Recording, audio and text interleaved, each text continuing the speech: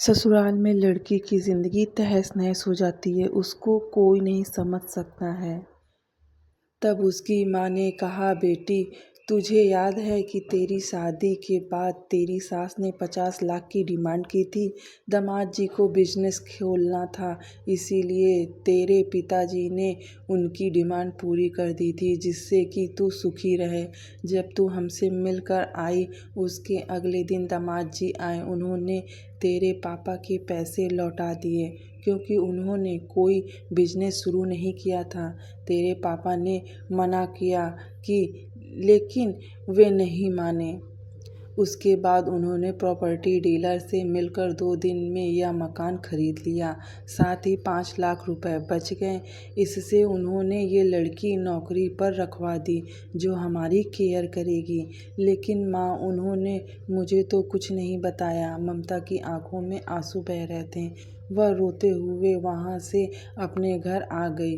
घर आकर सोच रही थी कि आकाश ने कभी उसके लिए आवाज़ नहीं उठाई, लेकिन मेरे माता पिता के लिए इतना कर दिया कि जो कि कोई सगा बेटा भी नहीं करता। रात को उसने आकाश से पूछा, आपने ऐसा क्यों किया? अगर माँ जी को पता लग गया तो क्या होगा? आकाश का जवाब सुनकर ममता रोने लगी। आकाश ने कहा, जैसे तुम्हारे लिए ये माता पिता हैं, वैसे ही मेरे लिए भी तो वो माता पिता हैं। मैंने पैसे लेते समय ही सोच लिया था कि एक दिन ब्याज के साथ सारे पैसे लौटा दूंगा, लेकिन जब बिजनेस शुरू नहीं हो पाया तो मैं इन पैसों को अपने पास रख कर सही समय आने का इंतज़ार कर रहा था। अगर मैं तुम्हारे माता पिता को अपने घर ले आता तो उनके आत्मसम्मान और हर दिन उन्हें धिक्कारा जाता, लेकिन बेटी के घर वे रहना पसंद नहीं करते, वे अपमानित ना हो, इसीलिए मैंने यह सब किया। आकाश, मुझे माफ़ कर दो।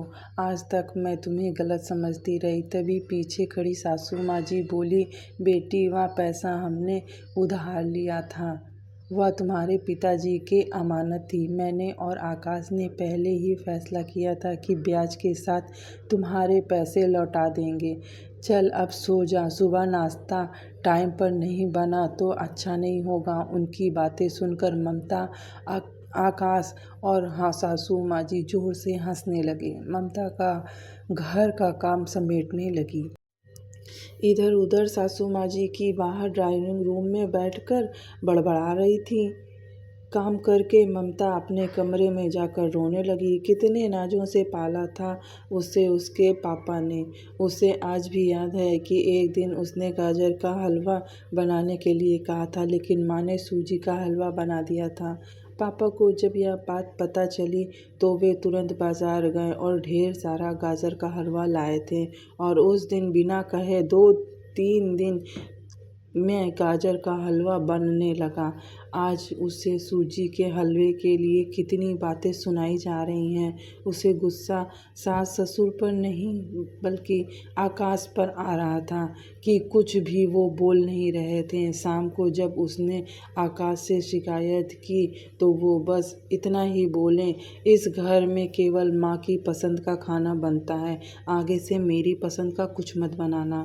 ममता ने आकाश से बात करनी बंद कर दी। आखिर क्या कसूर था ममता का? यही कि वह आकाश से बहुत प्यार करती थी।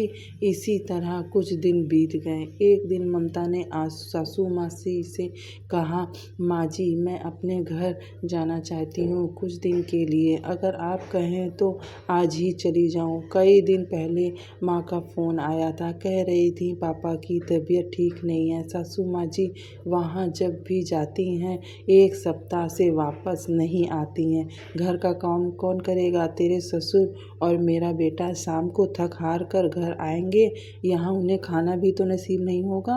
मुझे तो चक्कर आ रहे हैं, मैं खाना नहीं बना सकती। जाना है तो एक दिन के लिए चली जा। आकाश, तुम कब मेरी बात सुनोगे? आखिर मैं तुम्हारी पत्नी हूँ। ममता ने गुस्से में आकाश से कहा।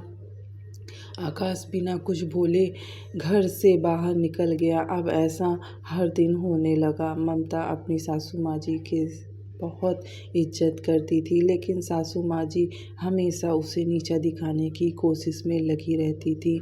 आज भी वही ममता ने सुबह जल्दी उठकर नाश्ता बनाया और आकाश को सूजी का हलवा बहुत पसंद था, इसीलिए उसने नाश्ते के साथ हलवा भी बना दिया, सभी को परोस दिया। उसके ससुर जी ने सासू माँ जी को टोकते हुए कहा, ये क्या फिजूल खर्ची है, सुबह सुबह देसी घी का हलवा।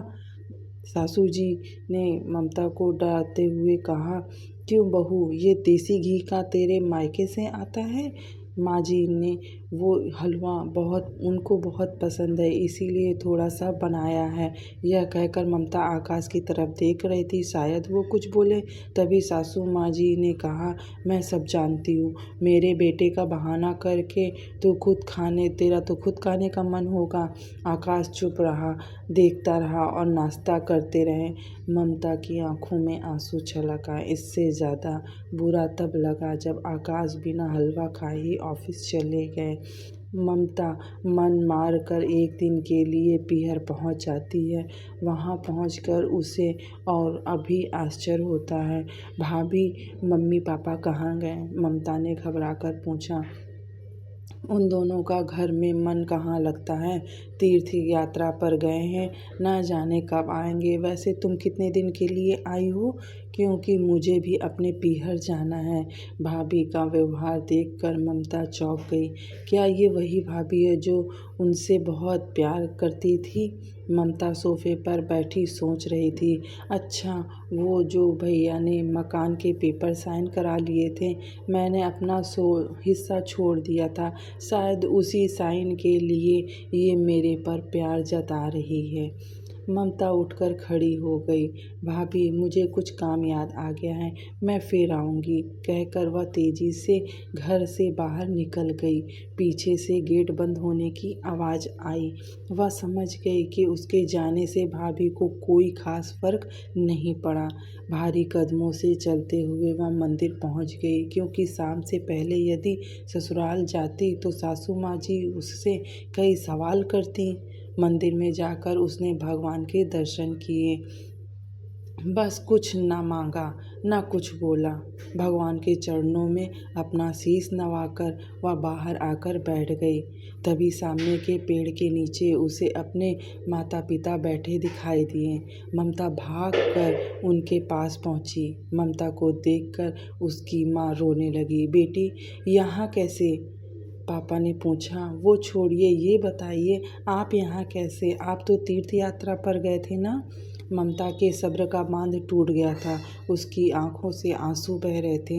बेटी, तेरी भाभी ने तुझसे झूठ बोला है। बिजनेस में पैसा लगाने के लिए तेरे भैया ने मकान अपने नाम करा लिया।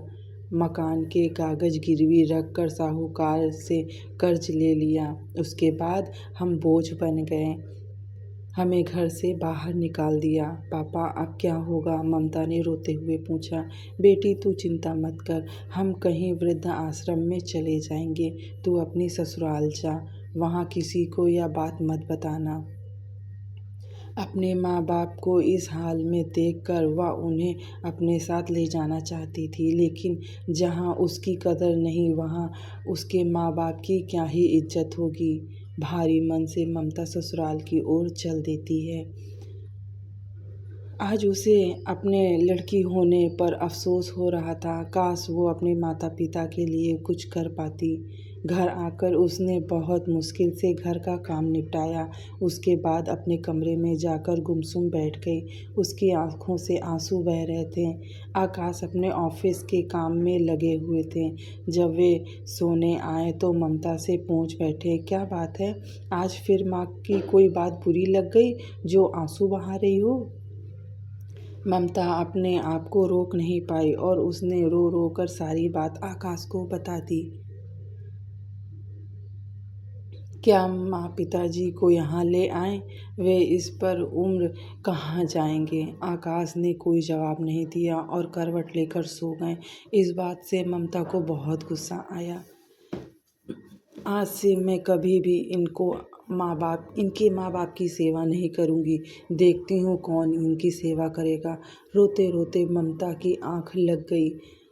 3 दिन बाद 3 दिन बीत जाने के बाद उसकी चिंता बढ़ती जा रही थी। एक दिन वह सब्जी लेने के बहाने उसी मंदिर में पहुंची, लेकिन उसके माता पिता वहां नहीं थे।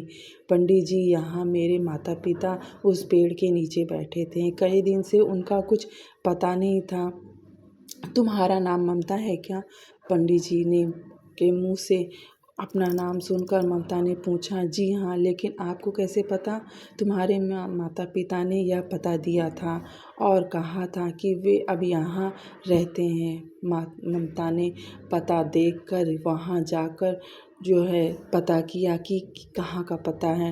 ममता ने मंदिर के बाहर निकलकर ऑटो रिक्शा किया और उस पते पर पहुँच गई। दरवाज़ा खटखटाया तो एक लड़की निकल कर आई। यहाँ का पता मुझे पंडित जी ने दिया है, ममता बोली। आप ममता दीदी हो? अंदर आ जाओ। ममता को कुछ बात समझ नहीं आ रहा था। वह अंदर गई तो उसके माता पिता सोफे पर बैठे थे। ममता उन्हें देखकर रोने लगी। बेटी, अब क्यों रो रही हो? तेरे कारण हम यह मकान मिल गया है। ममता आश्चर्य से उनका चेहरा देखने लगती है। लेकिन माँ, आप यहाँ कैसे? और ये लड़की कौन है? ये लड़की नौकरी पर रखा दी जो हमारी केयर करेगी। लेकिन माँ, उन्होंने तो मुझे कुछ नहीं बताया। ममता की आंखों से आंसू बह रहे थे। वह रोते हुए वहाँ से अपने घर आ गई। घर आकर वह सोच रही थी कि आकाश ने कभी उसके लिए आवाज़ नहीं उठाई, लेकिन मेरे माता पिता के लिए इतना करने के लिए जो कि कोई सगा बेटा भी नहीं करता। रात को उसने आकाश से पूछा, आपने ऐसा क्यों किया? अगर माँ जी को पता लग गया तो क्या होगा? आकाश का जवाब सुनकर ममता रोने लगी। आकाश ने कहा, जैसे तुम्हारे लिए ये माता पिता हैं, वैसे मेरे लिए तो वो माता पिता हैं। मैंने पैसे लेते समय ही सोच लिया था एक दिन ब्याज के साथ सारे पैसे लौटा दूंगा, लेकिन जब बिजनेस शुरू नहीं हो पाया तो मैं इन पैसों को अपने पास रखकर सही समय पर आने का इंतज़ार कर रहा था। अगर मैं तुम्हारे माता पिता को अपने घर ले आता तो उनका आत्मसम्मान हर दिन उन्हें धिक्कारता। बेटी के घर में वे रहना पसंद नहीं करते, वे अपमानित न हों, इसीलिए मैंने ये सब किया। आकाश, मुझे माफ़ कर दो। आज तक मैं तुम्हें गलत समझती रही। तभी पीछे खड़ी सासू माँ जी बोली, बेटी, वह पैसे हमने उधार लिया था, वह तुम्हारे पिता की अमानत थी। मैंने और आकाश ने पहले ही फैसला किया था कि ब्याज के साथ तुम्हारे पैसे लौटा देंगे। चल अब सो जा, सुबह नाश्ता का टाइम नहीं हो पाएगा तो फिर बन नहीं पाएगा।